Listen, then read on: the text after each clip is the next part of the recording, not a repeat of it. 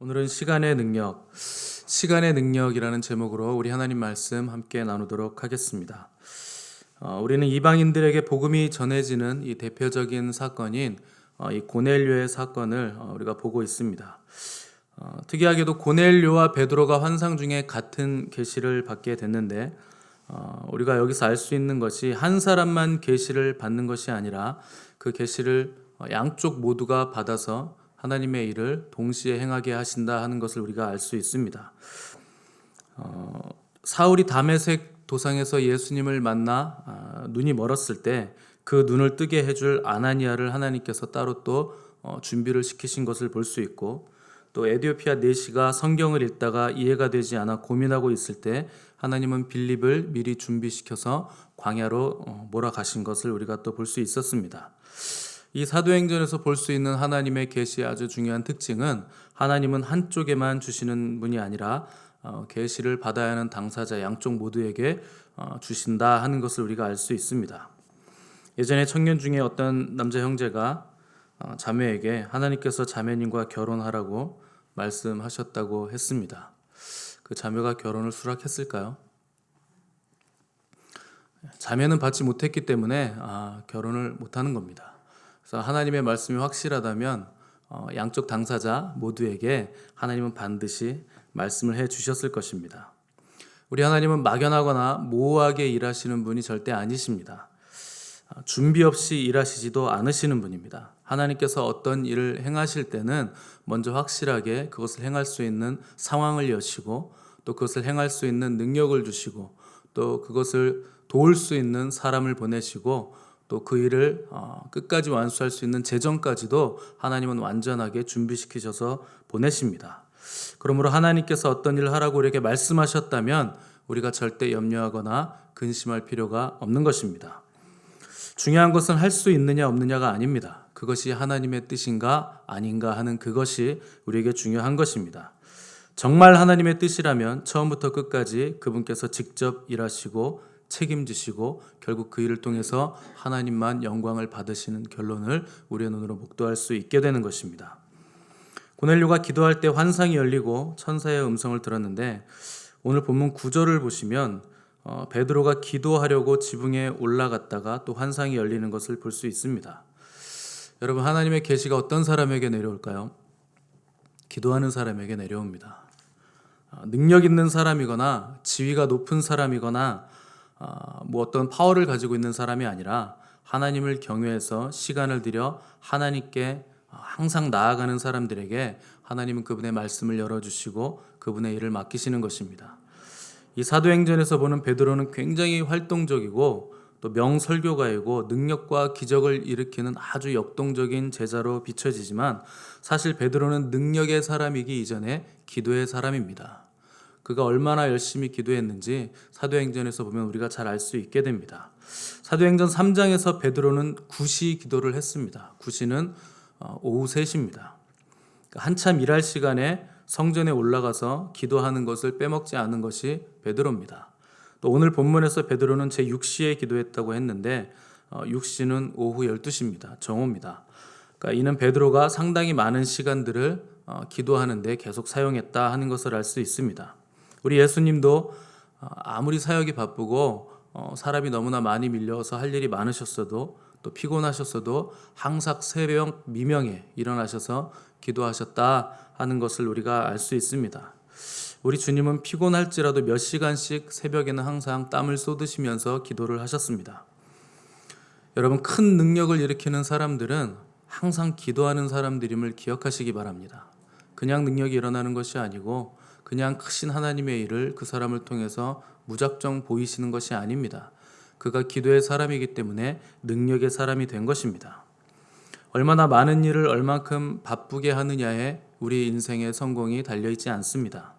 얼마나 하나님 앞에서 우리가 잠잠히 머물러 있는가, 얼마나 하나님 앞에서 깊고 친밀하게 그분과 교제하는가 하는 것이 우리 인생의 성공과 실패를 좌우하는 것입니다. 우리가 하나님 앞에 가만히 앉아있는 그 시간이 시간 낭비일 것 같겠지만 그렇지 않습니다. 그것은 하나님 앞에서 거룩한 낭비를 하는 것입니다. 기도하지 않으면 하나님이 말씀하실 기회가 없고, 성경을 읽지 않으면 하나님께서 성경을 통해 우리에게 가르쳐 주실 기회도 없는 것입니다. 하나님은 기도하는 사람에게 하나님의 일을 맡기시고 그 일을 행할 능력도 주시는 것이지 아무에게나 계시를 주시고 말씀하시지 않습니다. 이런 원리는 교회에서도 동일합니다. 교회는 똑똑하거나 능력 있는 사람에게 일을 맡기는 것이 아닙니다. 똑똑하고 잘났다고 일을 맡기면 이 일 자체는 해낼 수 있습니다. 그러나 결국에는 아름답지 않고 일이 다 어그러지게 됩니다. 하나님의 일은 기도하는 사람, 또 경건한 사람에게 맡기는 것입니다. 혹시 여기 있는 분들 중에 하나님의 음성이 듣고 싶은데 들리지 않고 내가 하나님과 깊게 교제하고 싶은데 그게 잘 되지 않으시는 분들이 있다면 방법은 간단합니다. 시간을 정해놓고 하나님 앞에 나아가시면 됩니다. 그 시간만큼은 내가 절대 타협하지 않겠다 이런 생각을 가지시고 하나님 앞에 나아가시면 얼마 되지 않아서 하나님은 그 시간에 오십니다. 1년이든 2년이든 꾸준히 시간을 정해서 하나님 앞에 나아가면 반드시 오십니다. 전능하신 하나님께서 시간에 갇히시고 인간의 계획에 매몰되지 않으시는데 내가 정한 시간이라고 하나님께서 오실까? 이런 생각을 하시는 분들 계시겠지만 그렇지 않습니다. 여러분, 진심은 진심을 만나고 사랑은 사랑을 만나게 되어 있습니다. 전심이 전심을 만나게 되어 있습니다. 여호와의 눈은 온 땅을 두루 감찰하사 전심으로 자기에게 향하는 자들을 위하여 능력을 베푸시느니라. 분명히 이렇게 성경은 우리에게 말씀하고 있습니다. 종교개혁을 일으킨 마틴 루터는 너무 바빠서 기도한다고 그랬습니다. 여러분, 바쁘면 바쁠수록 하나님께 나아가서 기도를 하셔야 됩니다. 너무 바빠서 시간을 정해놓기가 힘드시면 여러분 새벽에 나오시면 됩니다. 갈수록 일정한 시간에 헌신하는 크리스찬을 찾아보기가 굉장히 힘든 시대입니다. 하나님은 보이지 않으시니까 시간을 정할 필요가 없다고 사람들이 자꾸 착각을 합니다. 근데 여러분, 사람과 사람이 만날 때도 시간을 정합니다. 약속을 정해놓고 또 화장하고 또 정성을 들이고 옷을 잘 입고 나가면서 하물며 하나님과 만나는 시간에는 더 정성을 쏟아야 되는데 사람들은 하나님이 보이시지 않으니까 약속 시간을 어겨도 되는 줄 착각합니다. 그래서 예배 시간에는 습관적으로 늦는 크리스찬들이 얼마나 많은지 모릅니다. 직장 출근 시간에는 절대 늦지 않으면서 나에게 불이익이 있으니까 늦지 않으면서 하나님을 만나는 예배 시간에 늦게 오시는 분들이 너무 많다는 것입니다. 여러분, 우리 하나님은 그런 취급을 받으시면 안 되는 분입니다. 하나님 우리의 모든 것에 모든 것입니다. 시간을 정해놓고 그분을 기다리는 자들에게 하나님은 때가 되매 은혜를 부으시되 물 붓듯이 쏟아 부어 주실 것입니다. 또 한 가지 기억할 것은 하나님은 가장 좋은 타이밍에 역사해 주신다 하는 것입니다. 그분은 시간을 창조하신 시간의 주관자이십니다. 하나님은 시간에 민감하시고 굉장히 예민하십니다. 사람의 시간이 있고 하나님의 시간이 있습니다. 또 땅의 시간이 있고 하늘의 시간이 있습니다. 하나님은 하늘의 시간, 하나님의 시간에 따라서 역사하시고 움직이시는 분이십니다. 그런데 우리는 자꾸 땅의 시간에 하늘의 시간을 맞춰달라고 요구합니다. 또 사람의 시간에 하나님의 시간을 맞춰야 된다고 하나님을 윽박지릅니다. 여러분, 종이 주인에게 윽박지를 수는 없는 것입니다. 내 시간에 응답하지 않으시면 하나님의 응답이 없었다고 포기하고 절망하시는 분들도 계십니다. 그렇지 않습니다. 응답을 못 받은 것이 아니라 아직 하나님의 때가 오지 않은 것입니다. 하나님의 때와 시간이 있음을 안다면 우리가 성경을 보면 하나님이 어떻게 움직이시는가 하는 것을 공부할 수가 있습니다. 예수님이 이 땅에 오실 때 아무 때나 오신 것이 아니라 하나님의 때가 참에 여인의 몸을 통해서 이 땅에 오셨습니다. 사람이 태어나는 것에도 하나님의 때가 있고 또 사람이 죽는 때에도 하나님의 때가 있습니다. 홍해 앞에 선 모세에게는 길이 없었습니다. 뒤로는 애굽의 병거들이 쫓아오고 있었고 앞으로는 바닷물이 막고 있었습니다. 여러분, 모세에게도 길이 없었습니다. 그러나 하나님은 늦지도 않고 빠르지도 않게 바다 한가운데로 나 있는 길을 여셨습니다. 그 깊은 바닷속에 길이 있다고 아무도 생각하지 못했지만 하나님은 그 바닷속에서도 길을 내시는 분이십니다. 큰일이 일어났다고 우리가 절망하거나 낙심하지 않는 이유는 하나님의 길이 있기 때문입니다. 하나님의 때가 있기 때문입니다. 믿음의 사람들, 성령의 사람들은 하나님의 시간을 의식하는 사람들입니다. 지금이 은혜 받을 만한 때이고 지금이 구원의 날입니다. 지금이 바로 우리가 기도해야 되는 때입니다. 그때가 되면 하나님께서 어떤 사인을 보이시고 아주 놀라운 일을 행하십니다. 그러면 우리와 가정에 보이지 않던 길이 열리는 것입니다. 우리 가족들에게 구원이 임하는 것입니다. 여러분 그때를 깨달으시고 그 시간을 잡으시기 바랍니다. 이 고넬료가 보낸 하인들이 베드로가 머무는 집에 가까이 갔을 때 하나님은 아주 절묘하게 베드로의 기도 시간을 이용하셔서 나타나셨습니다. 이것이 우연히 일어난 일 같지만 하나님은 굉장히 세밀하고 정밀하게 시간을 조절하신 것입니다. 오늘 우리에게 우연처럼 보이는 일들이 사실은 하나님의 손 안에 붙들린 아주 놀라운 섭리요 그분의 타이밍인 것을 여러분 믿으시기 바랍니다. 그래서 우리가 만나는 모든 사람들에게 하나님의 계획하심이 있다는 것을 알고 그 뜻대로 우리가 하나님의 말씀을 전해야 하는 것입니다. 시간을 정해놓고 기도했던 고넬료와 베드로는 뜻하지 않게 환상을 보게 됐습니다. 특별히 베드로가 기도하러 옥상에 올라갔던 시간은 제6시 정오였습니다.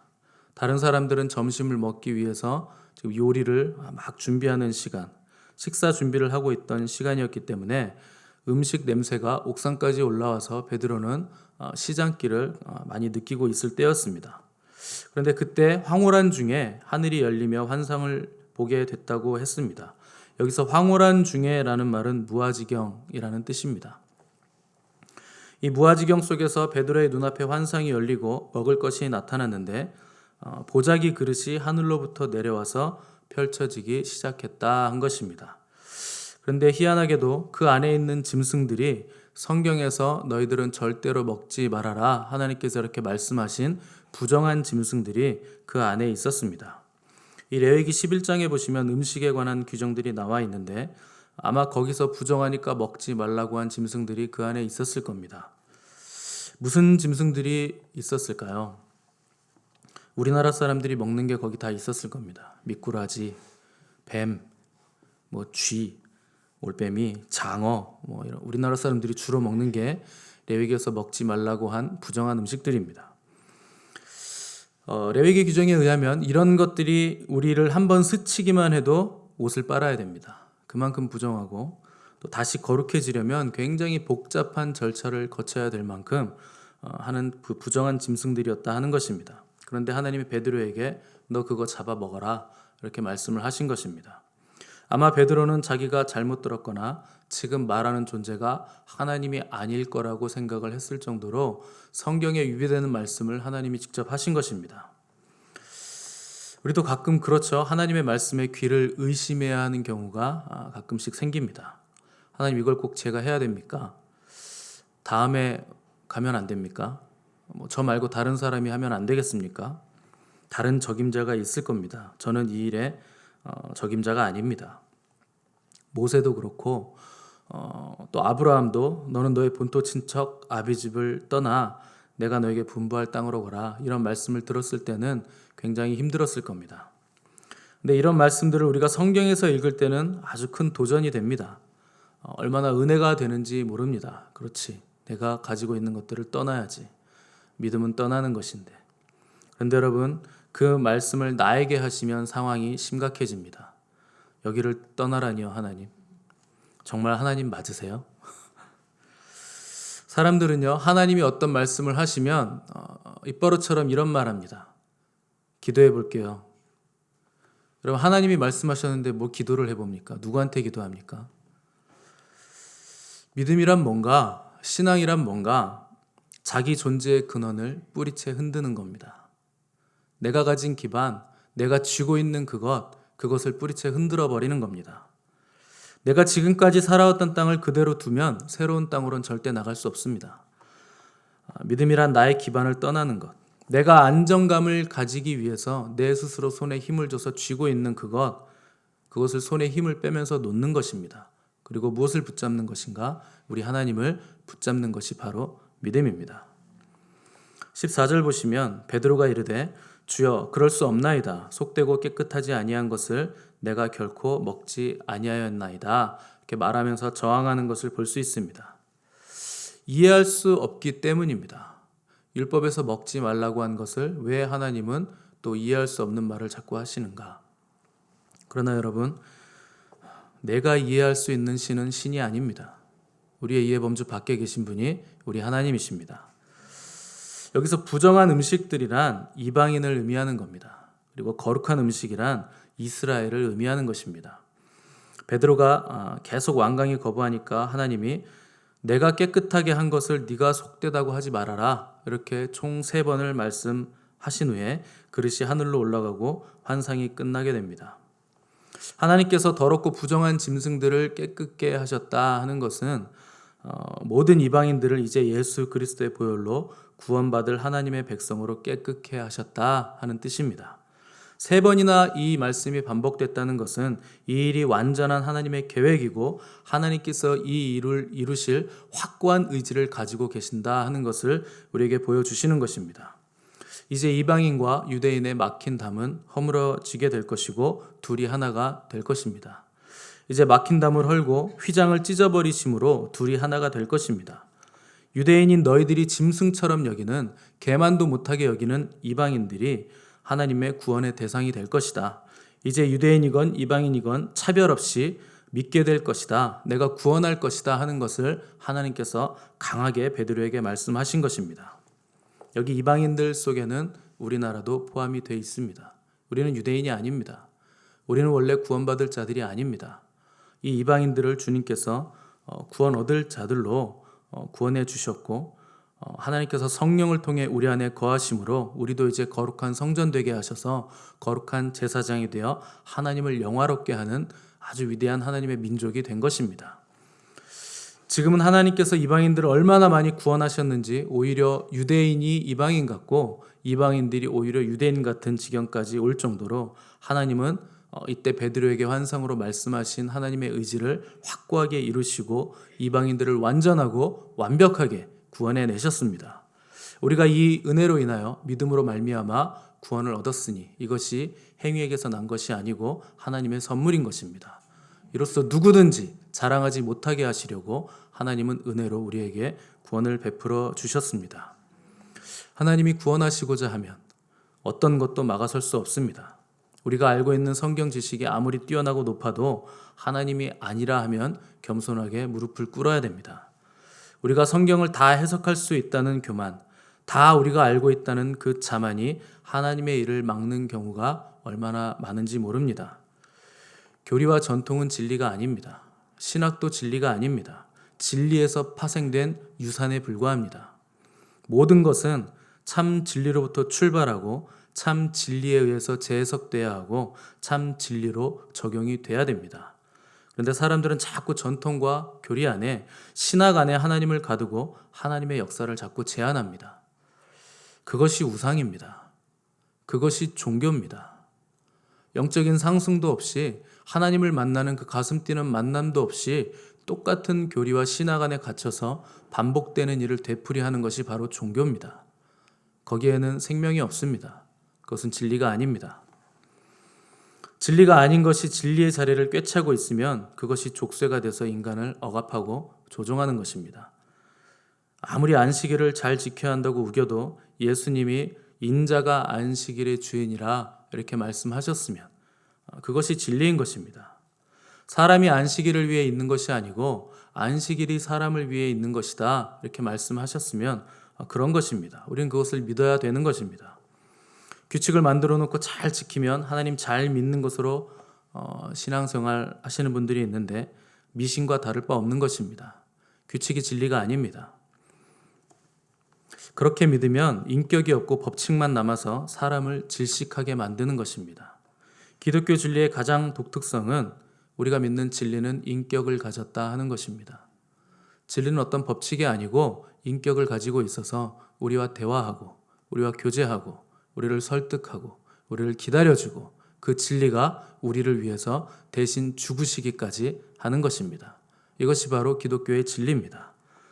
그래서 우리는 그분의 음성에 민감해야 하는 것이고 성령님의 음성을 따라가야 하는 것입니다. 그래서 무엇을 해야 되는가? 시간을 들여서 그분 앞에 앉아 있어야 되는 것입니다. 마음과 뜻과 정성을 다해서 그분의 임하심을 사모하시기 바랍니다. 하나님은 성실하신 분이시기 때문에 그분의 백성들이 하나님께 나아올 때도 성실하게 나아오시기를 원하십니다. 그것을 기뻐하십니다. 새벽을 깨우시고 또 금식하시고 철야하시면서 그분을 간절히 찾는 자들에게 그분은 신실하게 응답하시는 좋으신 아버지십니다. 오늘 여러분 그분을 만나시고 그분의 음성을 들으시고 또 그분의 크고 놀라운 일을 깨닫게 되므로 우리 안에 세워진 모든 막힌담이 허물어지고 하나님과 깊고 친밀하게 교제하는 놀라운 역사가 저와 여러분에게 있기를 간절히 바랍니다. 함께 기도하겠습니다.